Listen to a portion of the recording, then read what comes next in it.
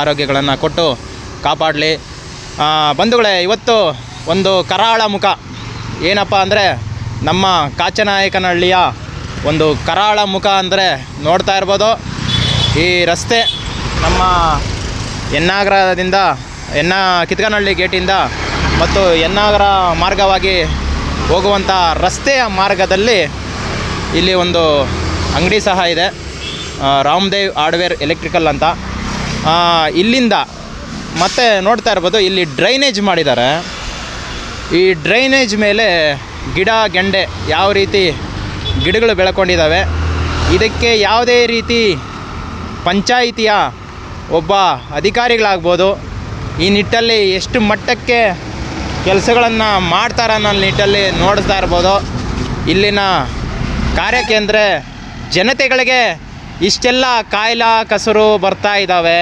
ಏಕೆಂದರೆ ಚಿಕನ್ ಗುನಿಯಾ ಅಂತೆ, ಮಲೇರಿಯಾ ಅಂತೆ, ನಾನಾ ಥರ ರೋಗಗಳು ಬರ್ತಾ ಇದ್ದಾವೆ, ಕಾಯಿಲೆಗಳು ಬರ್ತಾ ಇದ್ದಾವೆ.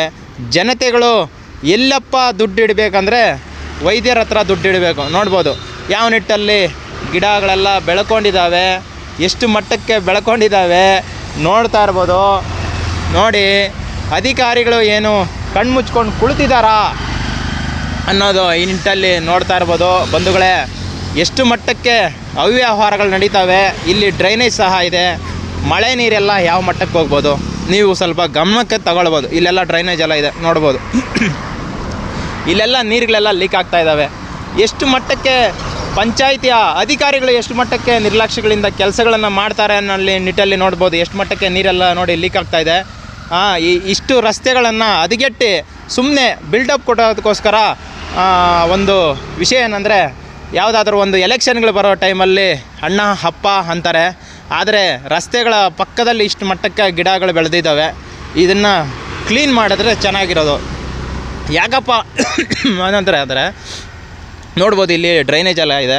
ಇಲ್ಲೇನು ಮಾಡ್ತಾರೆ ಅಂದರೆ ಸ್ವಲ್ಪ ಕಾಡಿನ ಥರ ಇದ್ದರೆ ಏನಾಗುತ್ತೆ ಅಂದರೆ ಅಕ್ಕಪಕ್ಕ ಜನ ಮನೆಗಳವ್ರು ಏನು ಮಾಡ್ತಾರೆ ಅಂದರೆ ಕಸಗಳು ತೊಗೊಂಡು ಬಂದು ಹಾಕ್ಬಿಡ್ತಾರೆ. ಇಲ್ಲಿ ನೋಡ್ಬೋದು ಎಷ್ಟು ಮಟ್ಟಕ್ಕೆಲ್ಲ ಜಾಮ್ ಆಗಿದೆ.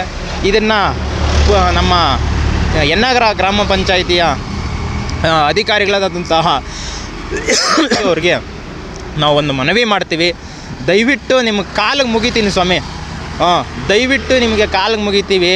ಊರುಗಳಲ್ಲಿ ಗ್ರಾಮಗಳಲ್ಲಿ ಬಂದು ನೋಡ್ರಿ. ಏನು ಸುಮ್ಮನೆ ಜನ ತೆರಿಗೆ ಕಟ್ಟಿ ನಿಮ್ಗಳಿಗೆ ಸಂಬಳ ಕೊಟ್ಕೊಂಡು ಕುಂಡ್ರಿಸ್ಕೊಂಡಿರೋದು ಬಿಲ್ಡಪ್ ಕೊಡೋದಕ್ಕಲ್ಲ. ಎ ಸಿ ರೂಮ್ಗಳಲ್ಲಿ ತೆರಿಗೆಗಳು ಕಟ್ಟಿ ಸಂಬಳಗಳು ಕೊಟ್ಕೊಂಡು ಇಟ್ಕೊಂಡಿರೋದು ಸರ್ಕಾರ. ನಿಮ್ಮನಿಗೆ ನೋಡ್ಬೋದು ಈ ನಿಟ್ಟಲ್ಲಿ ಯಾವ ಮಟ್ಟಕ್ಕೆ ಕೆಲಸಗಳನ್ನು ಮಾಡ್ತೀರಾ, ಯಾವ ಮಟ್ಟಕ್ಕೆ ಕೆಲಸಗಳನ್ನ ಮಾಡ್ತಾಯಿಲ್ಲ ಈ ನಿಟ್ಟಲ್ಲಿ ನೋಡ್ಬೋದು. ಬಂಧುಗಳೇ, ನೋಡಿ ಎಷ್ಟು ಮಟ್ಟಕ್ಕೆ ನೀವೆಲ್ಲ ಎಲೆಕ್ಷನ್ಗಳು ಬಂದರೆ ಓಟ್ಗಳಾಗ್ತೀರಾ. ಸಾಮಾನ್ಯ ಸಾರ್ವಜನಿಕರುಗಳು ನೋಡಬೇಕು. ಇಂಥವ್ರನ್ನೆಲ್ಲ ನೋಡಿ ಜನತೆ ನೋಡ್ಬೋದು ಎಷ್ಟು ಮಟ್ಟಕ್ಕೆ ರಸ್ತೆಗಳ ಅಕ್ಕಪಕ್ಕದಲ್ಲಿ ಮೋರಿಗಳ ಮೇಲೆ ಡ್ರೈನೇಜ್ಗಳ ಮೇಲೆಲ್ಲ ಗಿಡ ಗೆಂಡೆಗಳೆಲ್ಲ ಬೆಳ್ಕೊಂಡಿದ್ದಾವೆ. ಪಂಚಾಯಿತಿ ಅಧಿಕಾರಿಗಳು ಎಷ್ಟು ಮಟ್ಟಕ್ಕೆ ಕ್ಲೀನಿಂಗ್ ಮಾಡ್ತಾಯಿದ್ದಾರೆ.